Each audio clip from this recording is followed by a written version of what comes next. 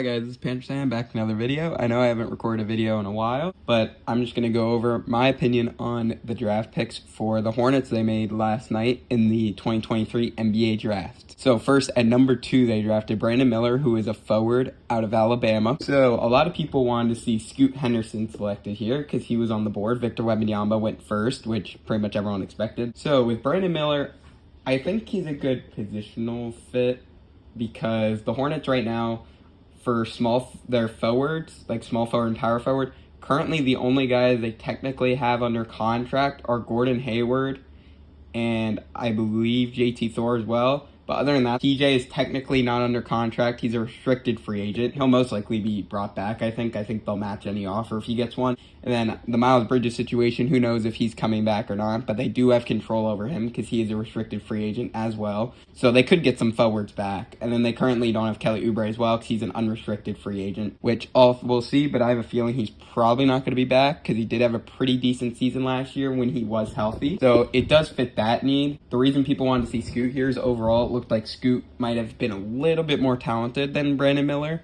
But the Hornets did already have a point guard and obviously LaMelo, and Scoot Henderson plays that same position. But I think if Hornets did take Scoot, I think he would move to shooting guard and play with LaMelo. But obviously they took Brandon Miller, who's going to slide in probably at that number 3 position for the Hornets at small forward. And we'll have to see how it turns out. Obviously right now there's a lot of Hornets fans that are frustrated with this pick and they want Scoot Henderson. But only time will tell. You never know who's going to be the better player. And with the fit, because depending on where someone gets drafted, it can make them better or worse. Sometimes it can look like a bad pick, but then it turns out to be great. So we'll see how it goes. Hopefully the Hornets made the right selection with Brandon Miller, number 2. Next, the Hornets selected with the 27th pick in the draft, Nick Smith Jr., a guard out of Arkansas. Nick Smith Jr. was a really good guard in college and high school. Just the only concern with him why he fell so far is because he had a lot of injury concerns. He was injured a lot. So we'll have to see if he could stay healthy. But if so, I think he could be a good backup guard off the bench for the Hornets and maybe even one day be a starter. But right now they have Rozier and LaMelo, so he's not going to be starting right now, but maybe in the future. So we'll have to see how he plays out. But coming out of high school, he was a very high projection to go into the draft. Like he was even projected maybe even going to the lottery when he was coming out of high school. But those projections are not always right because when you're coming out of high school, you still got a lot to prove because you got to go to college for at least a year or overseas or some other way to get to the NBA. Then the Hornets traded 34 and 39 to get number 31 in the draft. So they traded up because the Hornets did have 5 picks this draft. So at number 31, they traded to get, sorry if I pronounce this wrong, but I'm going to do my best with it, to get a center from FC Barcelona, James Najee.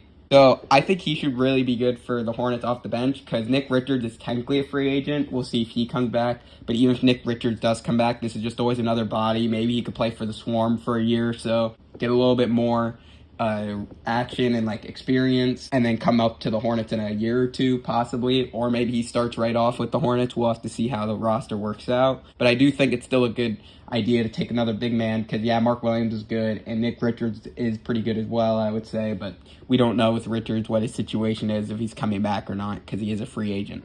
So the next pick the Hornets made was their final pick, which is number 41. They took Amari Bailey, guard out of UCLA. He played very well in high school and played with a lot of notable teammates from Sierra Canyon. So we'll have to see how he turns out. I think he'll mainly be in the Swarm for at least a year or two, and then maybe come up to the team later in his career, depending on how he plays there. So I think he's kind of more of a long shot.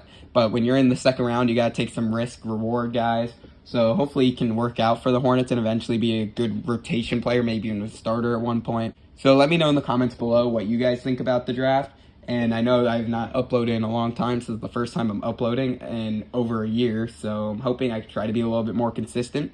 So I'll do my best with that. And if you do want to check out more stuff from me, you can always go down the description or my about section and go check out my main Instagram for this account, or you can always check out my Hornets Instagram I have because I have a Hornets fan page, and I also started a Panthers fan page a few months ago, so you can find all those links in the description. And thank you guys for watching, and I'll see you guys in the next video.